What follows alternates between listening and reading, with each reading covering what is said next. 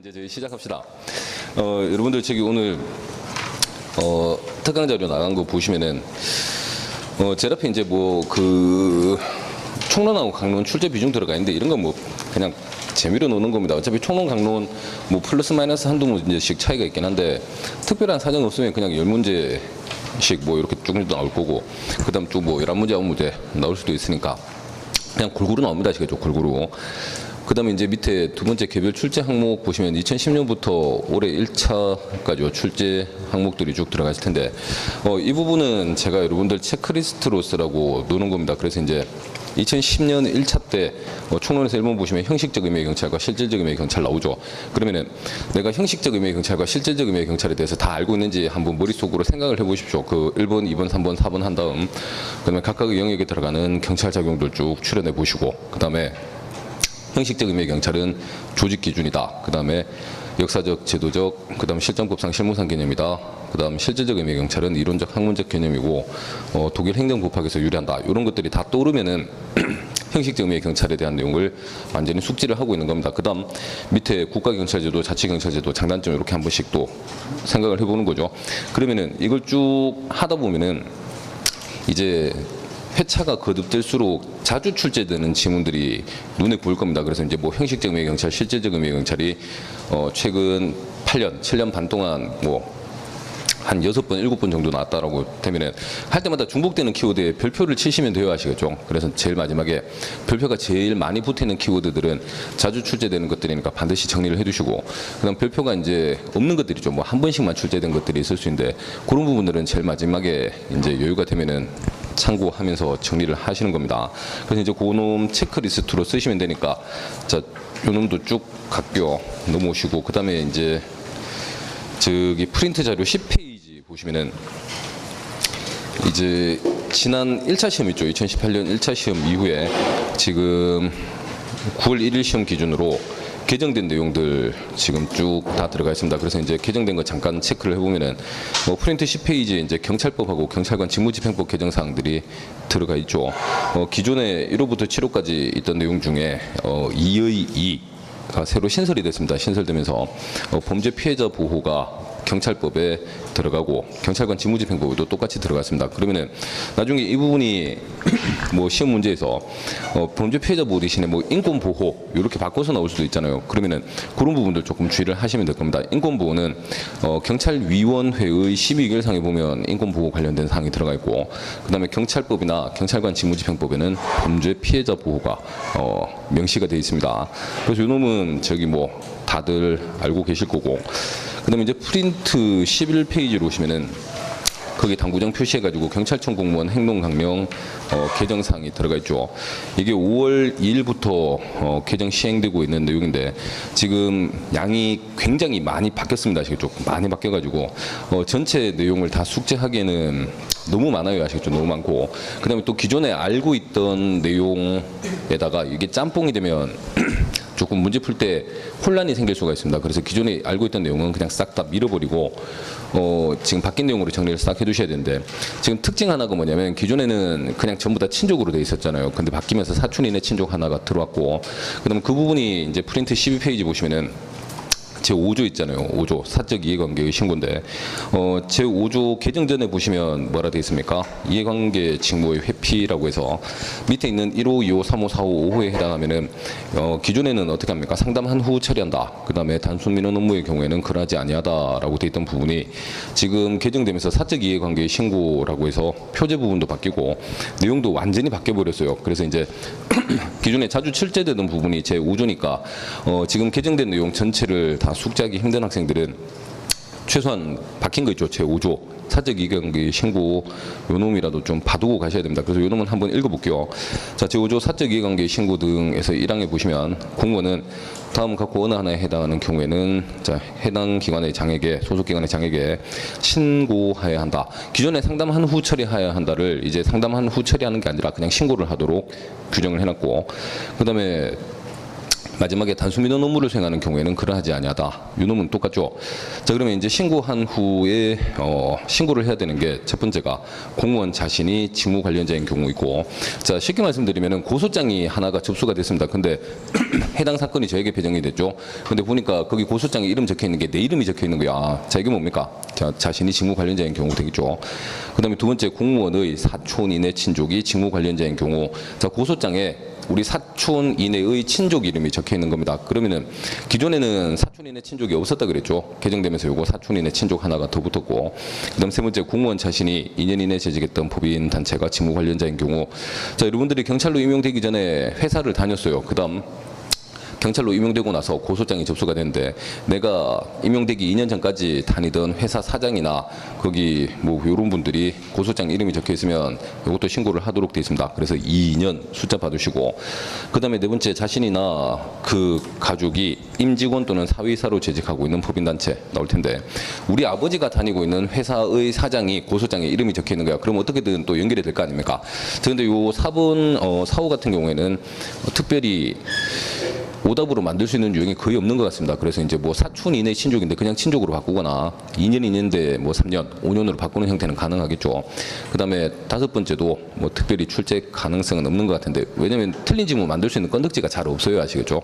그다음에 여섯 번째 6호에 보시면, 가나다에 보시면 발행 주식 총수 100분의 30, 그 다음에 총수 100분의 30, 그 다음에 뒤로 넘어오시면 총액이 100분의 50 이상인 단체 해서 넣을 텐데, 자, 이 부분은 너네 아버지나 어머니나 또는 여러분들이 주식을 가지고 있는 회사의 임직원이 고소장에 또 이름이 적혀 있는 겁니다. 자, 그러면은 이거는 어떻게 정리를 하냐면은, 그냥 총수라고 돼 있으면 100분의 30이고요.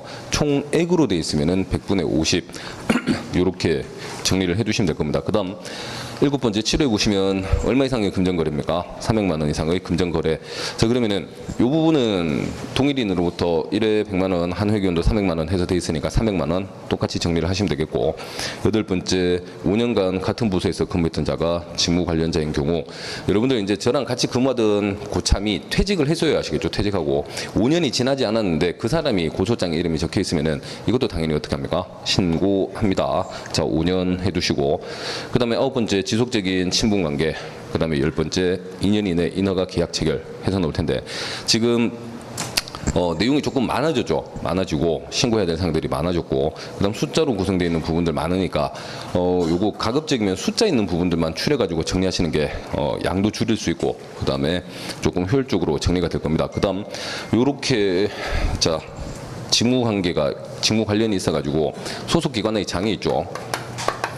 그다음 담당 공무원이 있고, 자, 공무원에게 요런 사유 10가지 사유가 있으면은 이 공무원은 소속기관의 장에게 신고를 하도록 되어 있습니다. 자, 그럼 이때 이 소속기관의 장은 해당 공무원에 대해서 어떤 조치를 할 수 있느냐, 이게 또 새로 개정이 되면서 추가가 됐단 말이에요.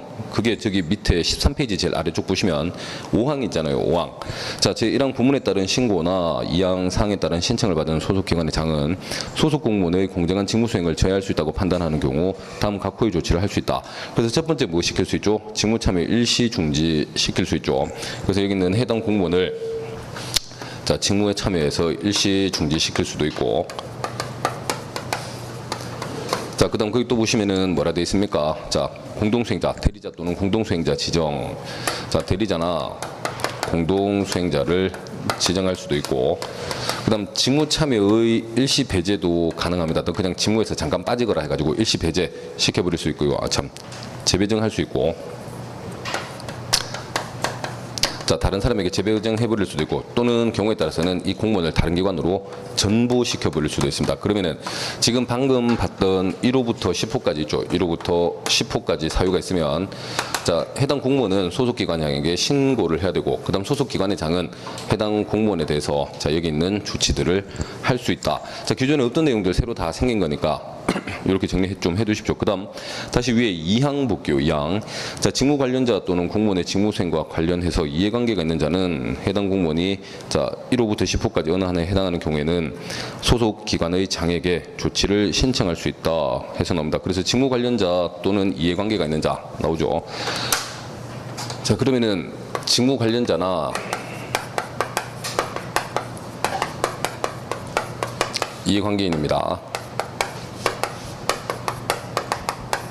자, 직무 관련자나 이해관계인은 해당 공무원, 담당 공무원이 1호부터 10호까지 사유가 있다. 근데 요놈이 신고를 안 할 수도 있잖아요. 그러면은 자, 여기 있는 직무 관련자나 이해관계인은 소속 기관의 장에게 이 1번부터 4번까지의 조치를 좀 해주십시오라고 신청을 할 수 있다라는 뜻입니다. 그래서 뭐 별거 없죠. 요놈은 그냥 보시면 되겠고. 근데 신청할 수 있다 뒤에 보시면 다만 불가피한 경우에는 신청한 날부터 3일 이내 신청 사유를 소명할 수 있는 자료를 제출해야 한다. 자, 그러면은 원래 신청을 할 때 신청서를 작성을 할 거 아닙니까? 이 신청서 작성을 할 때 이 공무원이 1호부터 어디 10호 중에 어느 사유에 해당하니까 요 노란색 조치를 취해달라 다 명시를 해서 신청을 해야 되는데 그걸 구체적으로 이제 적기가 좀 힘든 경우가 있잖아요. 그럼 일단 신청부터 먼저 하시고 거기 보시면 며칠 이내 보완하라 되어 있습니까? 자, 3일 이내 자료를 제출하시면 됩니다. 3일. 그래서 이제 숫자 3일 정도 보시고요. 그다음 마지막에 6항 보시면은 자, 이런 여러 가지 사정이 있음에도 불구하고 해당 공무원이 해당 직무를 계속 처리해야 하게 할 필요가 있는 경우가 있다라는 겁니다. 6항. 자, 제5항에도 불구하고 소속 기관의 장은 다음 각호 어느 하나에 해당하는 경우에는 해당 공무원에게 직무를 수행하도록 할 수 있다라고 해서 자, 1호에 보시면은 대체하기가 지극히 어렵거나 두 번째 공익 증진을 이유로 직무 수행의 필요성이 더 큰 경우 해서 나오죠. 자, 그래서 지금 사적 이해관계 신고라고 해서 그게 제 5조 하나만 가지고도 문제 만들면 한 2문제 정도 만들어낼 수 있을 정도로 양이 많습니다. 많으니까 개정된 거 이거 말고도 많단 말이에요. 그래서 이제 최소한 우리 시험에 기존에도 잘 나오던 부분이니까 5조 요놈 이렇게 정리를 좀 해두십시오. 그 다음에 프린트 14페이지에 거기 신설 규정 중에 제 5조의 3 있죠. 5조의 3. 고위공직자의 민간 분야 업무 활동 내역 제출. 자, 1항의 청장은 임용 또는 임기 개시 3년 전의 민간 분야 업무 활동 내역이 있을 경우에 임용된 날부터 며칠 이내입니까? 30일 이내 행동강령 책임관에게 제출해야 한다. 그래서 이제 제가 경찰청장으로 임용이 됐는데 임용되기 3년 전까지 어떤 민간 활동 내역이 있다라고 예를 들게요. 그냥 그런 경우는 없겠지만 뭐 학원 강사를 했거나 또는 대학교에서 교수를 했다거나 하면은 그 활동 내역을 3년간의 활동 내역을 자, 임용 개시 되면은 30일 전까지 행동강령 책임관에게 제출을 합니다. 자, 그다음에 그 외에 밑에 5조의 4 요 놈은 신설 규정이긴 한데 특별한 거고 뒤로 오셔가지고 5조의 5도 뭐 특별한 거 없습니다. 마지막에 5조의 6도 마찬가지죠. 그래서 그런 부분들은 다 빼버리시고 그다음에 뭐 제8조는 기존에 있던 내용이 바뀌긴 했는데 비교를 해보시면은 그냥 밑에 2항에 있던 내용이 1항으로 올라가고 이런 정도의 차이만 있지 특별한 거 없으니까 건너뛰셔도 될 겁니다. 그 다음에 지금 뒤로 오시면 15조입니다. 17페이지에 15조. 외부 강의 등의 사례금 수수 제한 보시면은 기존 내용 볼게요. 개정 전에 사망 공무원은 본문에 따라 외부 강의 등을 미리 신고하는 것이 곤란한 경우에는 외부 강의 등을 마친 날부터 2일 이내 서면으로 신고해야 한다. 이렇게 돼 있죠. 자, 그럼 원래 사전에 어디서 얼마 받고 몇 시간 동안 할 거다 신고를 다 해야 되는데 그 뭐 보안 유지 때문에 미리 신고하는 것이 곤란하면은 마친 날부터 2일 이내 서면으로 신고하라. 자, 근데 개정된 내용 보시면은 자, 기존에 알고 있던 내용은 똑같이 있습니다. 자, 15조 외부 강의 등의 사례금 수수 제한. 자, 사망의 공무원은 본문에 따라 외부 강의 등을 미리 신고하는 것이 곤란한 경우에는 마친 날부터 2일 이내 서면으로 신고해야 한다. 그 다음에 다만 색깔 들어가 있는 부분 또 새로 신설이 됐습니다. 상세 명세 또는 사례금 총액 등을 미리 알 수 없는 경우에는 해당 사항을 제외한 사항을 먼저 신고를 하시고 그 다음에 해당 사항을 알게 되면은 5일 이내 보완을 하십시오. 자, 그래서 이제 사례금 얼마 줄 겁니까? 물어봤는데 아 그거는 위에서 결제 나야 된다. 우리도 아직 모른다라고 이렇게 나온 거라. 그럼 모르니까 신고 못 할 거 아니에요. 그 다음 알게 되고 나면은 5일 이내 보완을 하시면 되고요.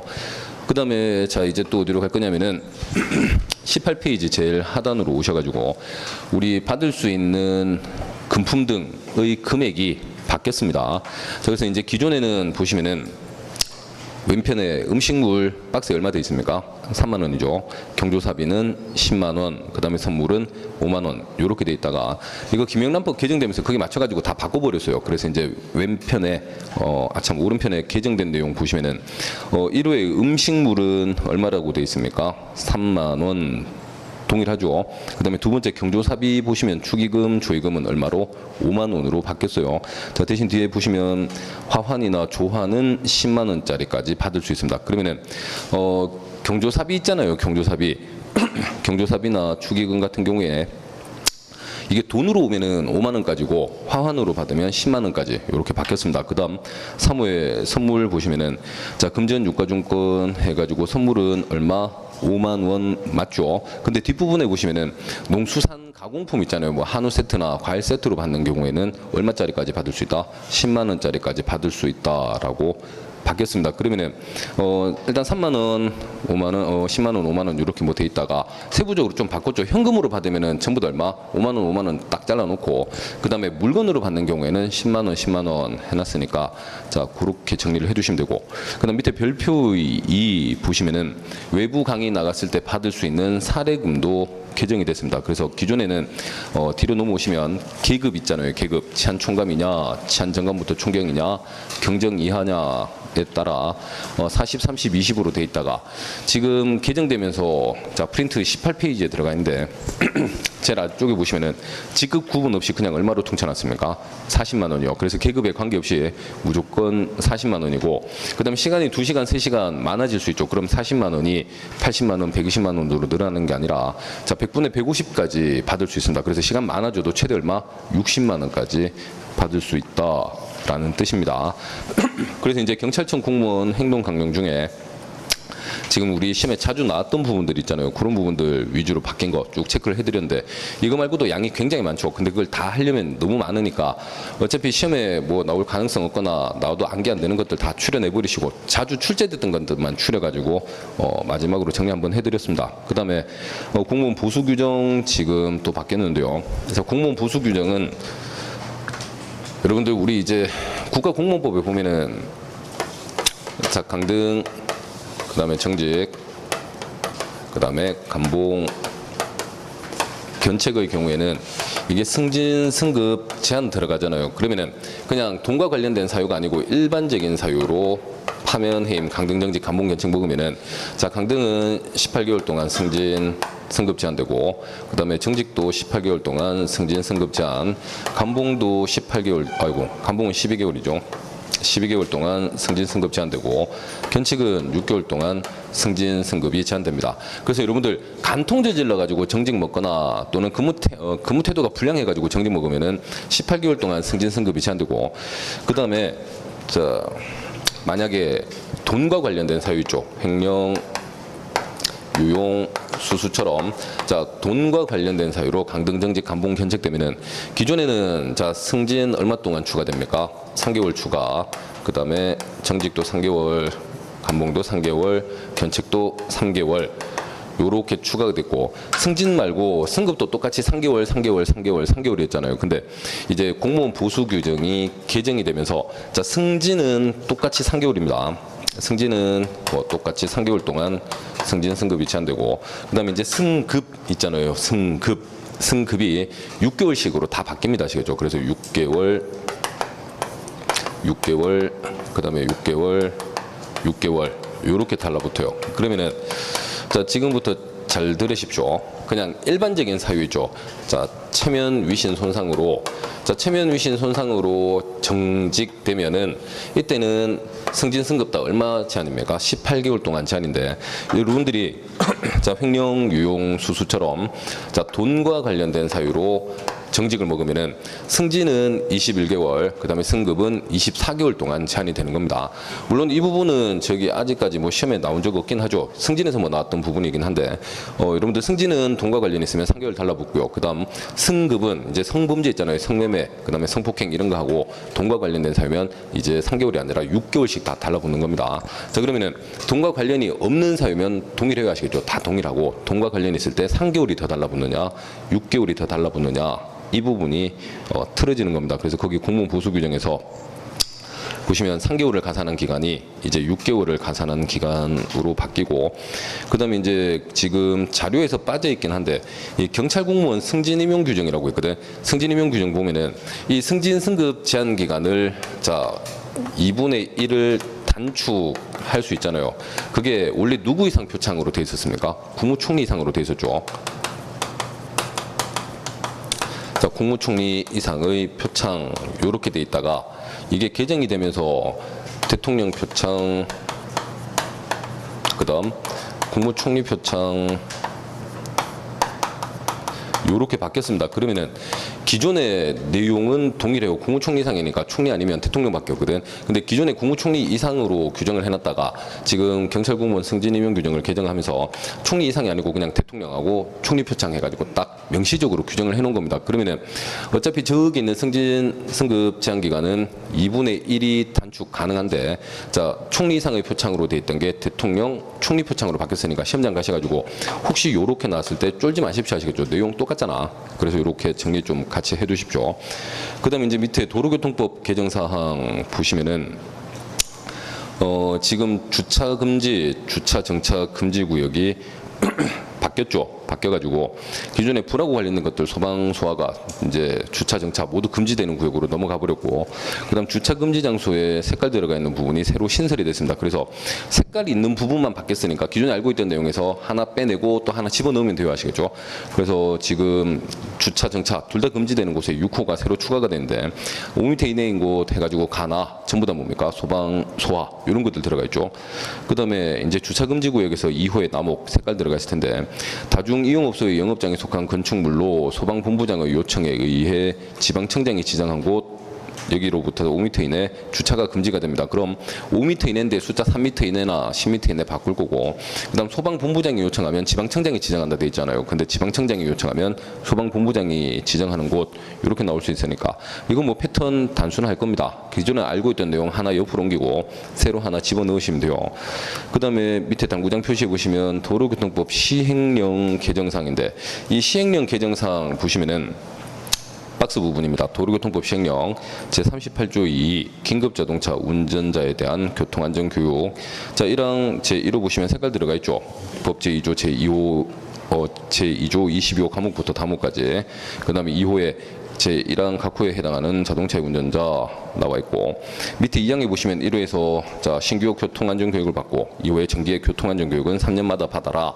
자, 그럼 이 내용 자체가 뭐냐면은 우리 긴급자동차하고 관련된 내용인데, 자 여러분들 우리 기존에 있잖아요. 개정되기 전에는 긴급자동차를 운전하기 위해서는 자 기본적으로 제1종 대형 면허나 또는 제1종 보통 면허가 있어야지 긴급자동차를 운전을 할 수 있었잖아요. 그다음 그 외 나머지 면허로는 긴급자동차 운전을 못했었는데 지금 4월 말에 도로교통법 시행 규칙 별표 이제 28 개정 하여튼 개정을 하면서 이 운전할 수 있는 차의 종류를 싹 다 바꿔버렸습니다. 어떻게 바꾸냐면은 기존에 일종 대형하고 일종 보통이 있어야지만 긴급자동차를 운전할 수 있었는데 이 부분을 삭제해버렸어요. 삭제. 그럼 무슨 말이냐면은 이제 긴급자동차를 운전하기 위해서는 반드시 제1종 대형이나 일종 보통 면허가 있어야 되느냐? 그게 아니고 내가 운전 면허만 있으면 해당 운전면허로 운전할 수 있는 차의 종류 있잖아요. 그 차의 종류에 해당하는 긴급자동차는 무조건 다 할 수 있는 겁니다. 그래서 가령 예를 들면은 기존에 제2종 보통 면허로는 긴급자동차를 운전할 수 없었죠. 자, 2종 보통 면허로 운전할 수 있는 자동차는 그냥 승용자동차, 그 다음 승차정원 10명 이하의 승합자동차, 그 다음 적재중량 4톤 이하의 화물자동차, 그 다음 총중량 3.5톤 이하의 특수자동차. 이때 군안차 등은 물론 안 되죠. 그 다음 또 뭐 할 수 있습니까? 원동기 장치 자전거. 그래서 기존에 2종 보통 면허가 있으면은 이거밖에 못했습니다. 긴급 자동차를 못했다고. 근데 이제 개정이 되면서 이걸 삭제해버렸다 그랬죠. 그럼 이제 어떻게 바뀌냐면은 여기 있는 이 차 있잖아요. 승용. 그다음 승차중은 10명 이하의 승합, 4톤 이하의 화물, 3.5톤 이하의 특수. 그 다음에 원동기 장치 자전거에 해당하는 긴급 자동차가 있으면은. 자, 여러분들 긴급자동차도 종류가 많습니다. 아시겠죠? 그래서 여기에 해당하는 긴급자동차가 있을 거고, 여기에 해당하는 긴급자동차 요놈들은 자 뭘로 할 수 있다? 2종 보통이 있으면 다 할 수 있는 거예요. 그럼 1종 보통으로 운전할 수 있는 차의 종류에 해당하는 긴급자동차는 1종 보통으로 다 할 수 있고, 그 다음에 1종 특수 있잖아요. 1종 특수에 해당하는 긴급자동차가 있으면은 그건 1종 특수면으로 다 할 수 있는 겁니다. 이렇게 바뀌어버렸고, 자 그럼 이제 일종 대형 보통이 없어도 긴급자동차를 운전할 수 있다. 그럼 여기 긴급자동차를 운전할 수 있는 운전자의 수가 증가합니까? 감소합니까? 당연히 증가하게 되겠죠. 많아지거든. 그러면은 긴급자동차를 운전할 수 있는 사람들이 워낙 많아지니까 긴급자동차 운전자들에 대해서 교육을 받도록 이제 규정이 들어간 겁니다. 자, 그럼 그 교육은 누가 받도록 돼 있냐면은 우리 긴급자동차 보시면은 자, 도로교통법에 보면 긴급자동차 뭐뭐 있습니까? 도로교통법에 소방, 구급, 혈액공급, 그 다음에 그 밖에 대통령령으로 정하는 자동차 있고, 이 대통령령이 도로교통법 시행령이잖아요. 자, 이 시행령에 긴급자동차의 종류가 자, 법정 긴급자동차 1호부터 5호까지 있고, 그 다음 사용자의 신청이 있으면 지방청장 지정해야 되는 게 6호부터 자 11호까지 있고, 그 다음 긴급자동차로 분다 요렇게 있단 말이에요. 그러면은 이 중에서 긴급자동차 운전자 중에 교육을 받아야 되는 운전자가 누구냐인데, 그게 박스 안에 제일 위에 보시면은 1호에 색깔 들어가 있죠. 법 제2조 제22호 과목부터 다목까지 규정에 해당하는 자동차의 운전자. 그게 뭐냐면은 소방, 구급, 혈액 공급을 말합니다. 이 양반들 전부 다 교육 받아야 됩니다. 그 다음 밑에 2호에 제2조 1항 각 호에 해당하는 자동차 운전자. 그게 누구냐면은 1호부터 11호까지 이걸 말하는데, 그러면 긴급자동차로 본다 있잖아요. 요거 빼고는 긴급자동차 운전하게 되는 사람들은 싹 다 교육을 받아야 돼요. 신규 교육을 다 받고, 그 다음에 얼마마다? 3년마다 정규 교육을 받아야 됩니다. 그래서 이제 운전할 수 있는 차의 종류가 개정되면서 긴급자동차를 운전할 수 있는 사람 수가 많아졌고요. 많아지니까 교육이 필요하잖아. 그래서 경찰 여러분들도 교육 받아야 됩니까? 안 받아야 됩니까? 경찰 여기 1호에 들어가 있거든. 그래서 여러분들 뭐 경찰이나 소방차의 운전자들은 뭐 교육에서 제외된다 나오면 땡입니다. 아시겠죠? 무조건 그냥 싹 다 교육을 받으셔야 돼요. 그래서 밑에 2항에서 뭐 2호에 정기 교육은 몇 년마다 받습니까? 3년마다 받으니까 그놈 정도 봐두시면 되겠습니다. 그 다음 이제 또 뒤로 가시면은 경찰 인권 보호 규칙이라고 있죠. 이 경찰 인권 보호 규칙은 여러분들 우리 기출 문제 풀다 보면은 문제가 한 3-4개 정도 들어가 있는데, 자, 기출 문제집에 보면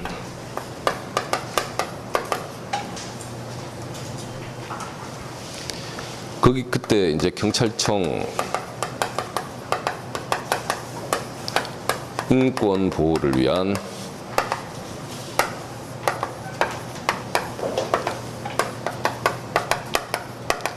경찰관 직무규칙이라고 있었고, 자, 그 다음에 기존에 경찰청 인권보호를 위한 경찰관 직무규칙이라고 되어 있던 이 부분이 지금 보시는 것처럼 자, 경찰 인권보호규칙이요.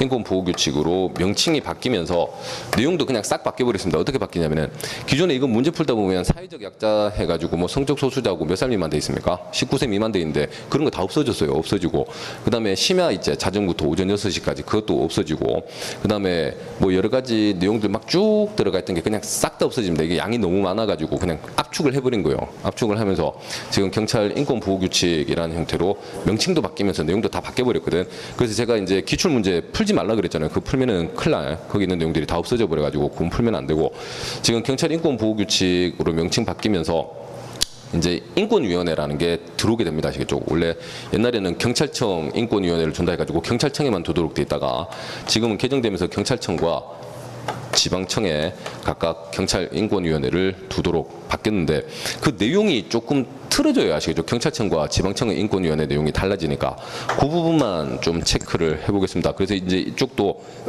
줄 쳐진 부분만 보시면 돼요. 그래서 경찰 인권보호규칙 보시면은 제1조 목적 은 그냥 읽어보시고, 정의 보시면 자 2호의 인권침해란 경찰관 등이 직무를 수행하는 과정에서 모든 사람에게 보장된 인권을 침해하는 것을 말한다. 이게 원래 개정되기 전에는 어떻게 돼 있었냐면은 인권침해란 경찰관 해가지고 가로 열고 전의견과 무기계약직 포함, 그 다음에 직무를 수행하는 과정에서 직무에 가로 열고 수사 포함 이렇게 돼 있다가 그거 그냥 싹 다 빼버리고 위에 1호로 올려놓은 겁니다. 경찰관 등 해가지고. 그래서 이제 기존에 있던 내용이 있죠. 머릿속에 있던 건 그냥 다 지워버려요. 지우고 요것만 따로 보는 겁니다. 그 다음에 이제 밑에 2장입니다. 경찰청, 지방청, 인권위원회. 자, 제3조에 설치 보시면 줄쳐진 부분만 봅니다. 경찰청장 및 지방청장 자문기구로서 경찰청 인권위원회, 지방청 인권위원회를 설치 운영한다. 기존에는 경찰청에만 설치를 할 수 있었는데 지금은 이제 지방청까지 설치할 수 있도록 바뀌었고요. 그 다음 제5조 구성 보시면 1항 위원회는 위원장 1을 포함 7명 이상 13명 이하의 위원으로 구성한다. 위원회 구성이 조금 특이하죠. 그 다음에 이때 특정 성별이 전체 위원수의 10분의 6을 초과하지 아니해야 한다. 그래서 남성이든 여성이든 특정 성별이 10분의 6을 초과하면 안 됩니다. 그러면은 이건 나중에 특정 성별이 전체 위원수의 뭐 과반수를 초과하지 아니해야 한다. 뭐 2분의 1을 초과하지 아니해야 한다 나오면 땡 칠 수 있게 봐두십시오. 10분의 6입니다. 그 다음에 이항 위원장은 호선합니다. 호선. 그 다음에 밑에 사항 보시면은 밑에 있는 1호, 2호, 3호, 4호 중에서 위원을 임명을 해야 되는데 1호에 판사, 검사, 변호사 3년, 그 다음에 2호에 정교수, 부교수 이런 게 아니고 그냥 학교 선생님이나 그냥 일반 학교 교직원이면 돼요. 아시겠죠? 그래서 학교에서 교원 또는 교직원으로 3년 이상 근무한 경력이 있는 사람. 그 다음에 세 번째, 이제 뭐 우리 사회단체 있잖아요. 거기 사회단체에서 몇 년 이상 활동한 경력이 있어야 됩니까? 3년. 그러면 거기 전부 다 위원 자격은 3년, 3년, 3년으로 돼 있고 4호는 별도로 안개 안 하셔도 되겠죠. 그 다음 다시 위에 줄쳐진 부분입니다. 각 호에 해당하는 사람이 반드시 1명 이상 포함되어야 한다. 그래서 7명 이상 13명 이하의 위원으로 구성할 때 1호, 2호, 3호, 4호에 해당하는 사람들 중에 1명씩은 반드시 들어가야 돼요. 1명씩은 반드시. 그 다음 제6조는 그냥 읽어보시고 7조 임기입니다. 자, 임기 위촉된 날부터 2년으로 하겠다. 그다음 위원장은 연임할 수 없고요. 그다음에 위원장을 제외한 나머지 위원들이요. 위촉위원은 2차례 연임할 수 있다. 좀 거지 같은 내용들이 많이 들어가 버렸죠. 그냥 다른 위원회하고 맞춰놓으면 좋은데 위원회 구성도 조금 특이하고 그다음에 임기 부분도 특이합니다. 그다음에 10조 위원장의 직무에서 2항에 보시면 위원 중에서 날짜 빠른 순서로 직무를 대행을 하겠다. 그 다음 11조 제적위원 과반수의 출석으로 개의하고 출석위원 과반수의 찬성으로 의결하겠다. 그 다음 경찰청은 월 1회, 지방청은 분기 1회 개최한다. 그럼 분기 1회, 반기 1회로 바뀌어서 나올 수도 있겠죠. 경찰청은 월 1회, 지방청은 분기 1회. 그 다음 마지막에 3호, 청장 또는 제적위원의 3분의 1 이상이 소집을 요구하는 경우 임시 소집을 할 수 있는데 경찰 인권보호규칙은 거기 인권위원회를 제외한 나머지 내용들은 그냥 윤리적 도덕적으로 당연한 내용들로 구성이 되어 있습니다. 그냥 자 뭐 인권 침해가 있으면 조사해야 한다 뭐 이런 내용들로 다 되어 있으니까 그런 부분들은 상식적으로 접근을 하시면 돼요. 쭉 봤을 때 상식을 벗어나는 지문이라는 게 없거든. 그래서 여기 위원회 정도만 여유가 되면은 정리를 좀 해두십시오. 그다음 당구장 표시에 또 경찰 공무원 임용령 개정사항이 있습니다. 임용령. 자, 기존에는 제5조 임용 시기 1항에 보시면 경찰 공무원은 임용장이나 임용통지서에 적힌 날짜에 임용된 것으로 본다. 다만 사망으로 인한 면직은 사망한 다음 날에 면직된 것으로 본다.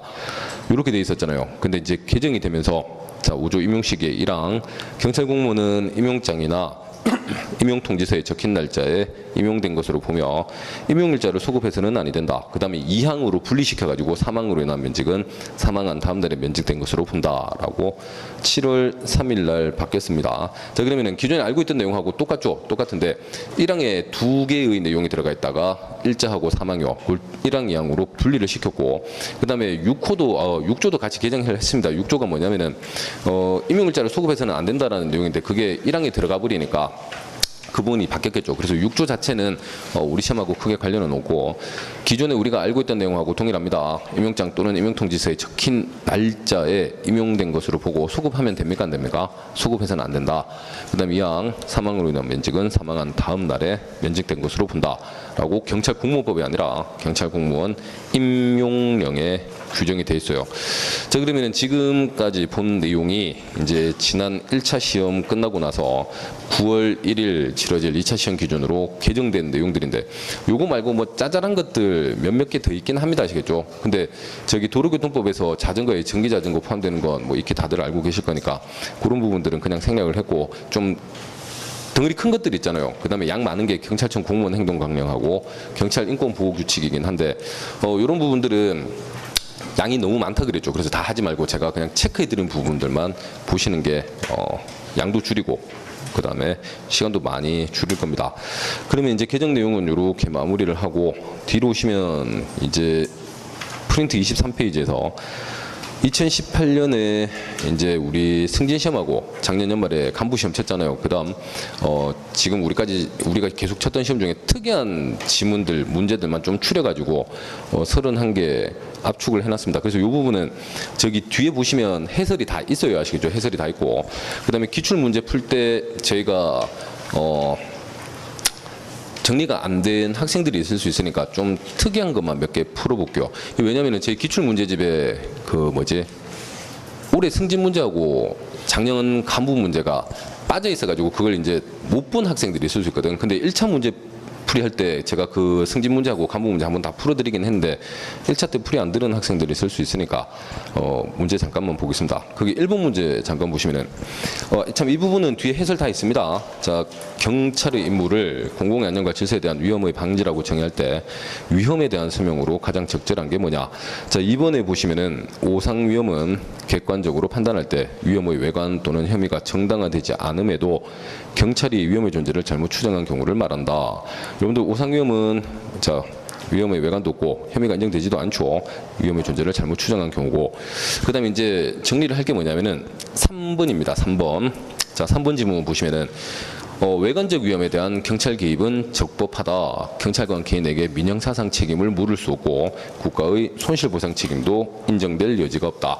자 그러면은 이 지문 저희가 이제 기존에 기출 문제집 풀 때 좀 봤던 지문 같은데 라고 생각이 들죠. 자 그러면은 비슷하긴 한데 지문 내용이 다릅니다. 다르고 어떻게 다르냐면은 여러분들 우리 경찰관이 직무 집행을 할 때 자 경찰관의 직무 집행이 적법했던 경우 그다음 위법했던 경우 이렇게 나눠 가지고 자 적법했지만 일반 국민에게 피해의 결과가 발생할 수 있다는 거죠. 이때 우리 손해라고 부릅니까? 손실이라고 부릅니까? 이건 손실이고 자 이 손실은 배상합니까? 보상합니까? 보상해야 되죠. 그래서 이건 어디에 규정이 되어 있냐면은 경찰관 직무집행법 제11조 2에 손실보상에 대한 근거 규정이 있습니다.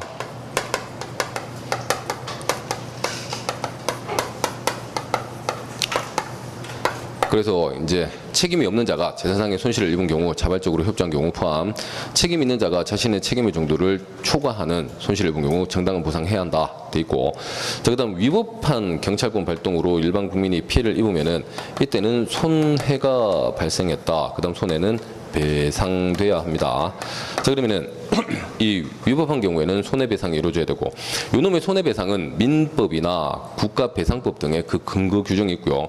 그 다음에 경찰관 여러분들이 위법하게 자 경찰권을 발동했다라는 것은 이거 피해의 결과와는 별도로 또 여러분들은 범죄를 구성하게 된다라는 뜻입니다. 그럼 이 범죄에 대해서는 또 콩밥 먹어야 되겠죠. 형사책임까지 부담을 하게 되고 그다음 이 손해배상 두 문제는 뭐라 부릅니까? 민사책임이라고 부릅니다. 그다음 이 민사책임은 국가배상법에 따르면은 국가가 손해배상을 해야 되고 민법에 따르면 공무원 개인이 해야 되거든. 그럼 이게 이제 우리 대한민국에서 국가기관이 공권력 발동하다가 일반 국민에게 피해가 발생했을 때 적법했느냐 위법했느냐 기준으로 이렇게 절차가 진행이 될 겁니다. 자 그다음 우리 위험 있잖아요. 위험에 대한 인식을 기준으로 자 우리는 위험을 주관적으로 인식을 하느냐 그다음 객관적으로 위험을 인식하느냐 구분합니다. 그래서 주관적 위험, 객관적 위험 구분한 다음에 여러분들 우리 객관적 위험은 경찰관 여러분들 개인 혼자만 위험하다 생각합니까? 아니면 대부분의 국민들이 위험하다고 인식합니까? 대부분의 국민들이 위험하다고 인식을 하니까 자 여기 있는 이 객관적 위험에 기초한 경찰권 발동은 적법한 경찰권 발동입니다. 그래서 자 적법한 경찰권 발동이니까 자 이 외관적 위험에 뭐뭐 있죠?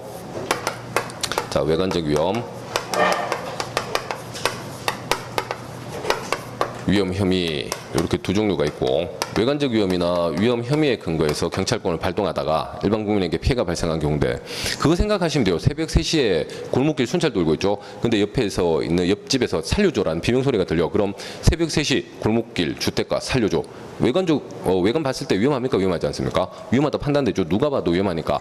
그때 문을 박살내고 집에 들어간다 그랬잖아. 그 다음 가보니까 귀가 잘 안 들리는 할아버지가 텔레비전 소리 크게 켜놓고 잠들었다 그랬죠. 그럼 이때 문 박살낸 거 재산상의 피해가 발생한 건데 그건 손실입니까? 손해입니까? 적법한 경찰권 발동이기 때문에 손실이다라는 거죠. 그럼 이렇게 외관적 위험이나 위험 혐의에 근거해서 경찰권을 발동해서 손실이 발생한 경우에 손해가 발생할 가능성은 없죠. 왜냐하면 적법했으니까. 그래서 손해배상은 문제가 되지 않지만 손실 보상의 문제는 발생할 가능성이 있다라는 겁니다. 그럼 우리 기존 지문은 어떻게 났었냐면은 적법한 경찰권 발동 있죠. 외관적 위험이나 위험 혐의에 근거한 경찰권 발동은 자 민형사상의 책임도 물을 수 없고 그다음에 국가의 손해배상 책임도 인정되지 않는다 이렇게 나왔는데 그때는 이거 객관적 위험하고 밑에 있는 요 놈을 연결해가지고 이거 안 된다라는 지문이었고 요번에는 바꿔가지고 이쪽으로 연결을 한 겁니다. 그래서 이제 손실보상의 책임은 인정될 수 있죠. 손실보상이요. 그 다음에 주관적 위험 보시면은 오상위험이라고 있고 자, 이 오상위험에 근거한 경찰권 발동은 적법입니까? 위법입니까? 위법입니다. 위법. 그러면은 문을 박살내고 들어간 경찰 공무원 개인에 대해서는 자 재물 손괴죄와 같은 형사상의 책임과 그다음에 대문 수리비 줘야 되겠죠. 민사 책임 인정될 수 있고 국가에 대해서도 국가가 손해배상을 해야 될 책임이 인정될 수 있다라는 겁니다. 그럼 이 부분은 일단 저기 있는 손실보상과 손해배상의 문제, 그다음에 여기 있는 위험의 인식, 적법이냐 위법이냐의 문제를 서로 연결을 할 수 있어야 되고, 그다음 기존에 우리 기출문제에 있던 지문은 이렇게 연결을 했던 겁니다. 이걸로 자 외관적 위험에 근거한 경찰권 발동은 적법함으로 경찰관 개인에게 민형사상의 책임을 물을 수 없고 국가도 손해배상 책임이 인정될 여지가 없다. 이렇게 나온 거거든. 그게 온데 이번에는 그게 아니고 손해배상이 아니고 손실보상으로 연결을 한 거고요. 손실보상은 적법한 경우에도 손실보상 책임은 인정될 여지가 있다라는 겁니다. 그게 3번 지문입니다. 그래서 외관적 위험에 대한 경찰 개입은 적법하다. 그다음에 경찰관 개인에게 민형사상 책임을 물을 수 없고 여기까지 맞죠. 근데 국가의 손해배상 책임도 인정될 여지가 없다 하면 온데 손실보상 책임도 인정될 여지가 없다는 틀린 겁니다. 손해배상과 손실보상에 대한 개념 차이 이해가 좀 돼 있어야 되겠죠. 그다음에 2번 문제 부정청탁 및 금품 수수의 금지에 관한 법률 이 김영란법이와 청탁금지법. 자, 이놈은 다른 건 신경 쓰지 말고 거기 3번 보시면은 특정 대상자에게 배포하기 위한 기념품 또는 홍보용품 등이나 경연, 추첨 등을 통하여 받는 보상 또는 상품은 공무원이 받으면 되냐 안 되냐인데 그게 틀렸습니다. 특정이 아니고 불특정이에요. 불특정. 그래서 여러분들 우리 가수가 콘서트를 할 때 콘서트에 참가하는 관객들 있잖아요. 불특정 다수에게 배포하려고 기념품을 만들었거든. 근데 너네가 그 가수를 좋아해가지고 콘서트를 간 거라. 그 다음에 기념품을 나눠주는데 저 공무원이라서 받으면 안 돼요. 그럴 필요 없다고. 이건 너네를 위해서 만든 게 아니고 불특정 다수를 위해서 만든 거니까 그건 받아도 상관없습니다. 그러면은 이걸 왜 넣어놨냐면은 이걸 그대로 뺏겨서 만들어 놓은 게 뭐라 그랬더라? 경찰청 공무원 행동 강령이고 경찰청 공무원 행동 강령에도 보면은 수수가 금지되지 않는 금품에 불특정 다수를 위해서 만든 물건 이런 거 들어가 있거든. 그래서 우리 시험에서도 혹시 특정 대상자에게 배포하기 위한 이렇게 나오면 땡 치십시오. 경찰청 공무원 행동 강령에 똑같이 뭘로 돼 있습니까? 불특정 대상자에게 배포하기 위한 기념품 이런 것들은 받아도 된다라고 돼 있습니다. 자, 그다음 3번 문제에서는 1번 지문이요. 자, 경찰청장의 관장 사무를 지원하기 위해서 청장 소속하에 대학 경찰교육원, 경찰교육원이 지금 현재 명칭이 경찰인재개발원으로 바뀌었습니다. 자, 이것도 한 3월인가 4월에 바뀌었는데 시험에서 뭐 크게 비중 있는 부분은 아니고요. 우리가 뭐 경찰교육원을 바꿔가지고 틀린 지문 만들진 않잖아. 그래서 경찰교육원이 지금 현재 명칭이 경찰인재개발원으로 바뀌었고.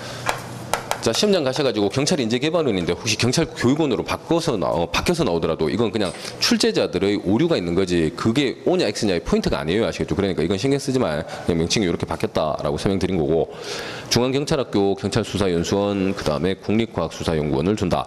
근데 거기 마지막에 있는 국립과학수사연구원의 소속을 물어보는 시험 문제가 우리 시험에 벌써 2번 나왔었습니다. 이거 어디 소속입니까? 행정안전부 장관 소속이죠.